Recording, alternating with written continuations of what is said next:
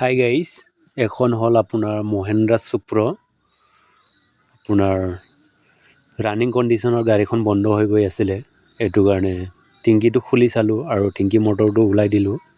ওলাই দিয়াৰ পিছত চাই লওক, এনেকুৱা অৱস্থা হৈ আছে। চাওক, জালিটো গোটেই ফুটাবিলাক বন্ধ হৈ আছে। আপোনাৰ শ্ল' মোশ্যনত গাড়ীখন চলালে আপোনাৰ গাড়ীখন বন্ধ নহয়, আৰু যদি 80-90 যাই কিনি যদি গাড়ীখন ব্ৰেক মাৰে তেতিয়াহ'লে গাড়ীখন ঘপককৈ বন্ধ হৈ যায় আৰু পিক আপটো পটককৈ ল'ব নোখোজে। সেইটো কাৰণেই হৈ আছিলে। এতিয়া এইটো ধুনীয়াকৈ চাফা কৰি কিনি লগাই দিম।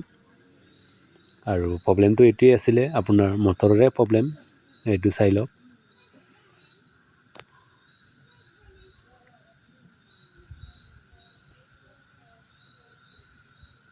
জালিটো ওলাই কিনি দেখাই দি আছে আৰু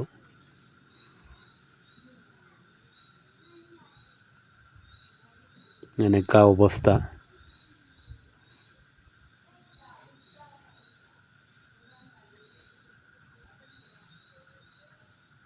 এইটো চাই লওক, এইটোৱে আপোনাৰ জালি। আৰু আপোনালোকে যদি এনেকুৱা চুপাৰ গাড়ী যদি এনেকুৱা বন্ধ হৈ যায়, আপোনালোকে টিংকিটো খুলি চাবি। আৰু টিংকি নহ'লে আপোনাৰ ৱাৰিঙৰ প্ৰব্লেম হয়। এইটো চাই লওক কিমান লেতেৰা। আৰু ভিডিঅ'টো ইমানেই আছিলে, ইমানতে সমাপ্ত কৰিলোঁ।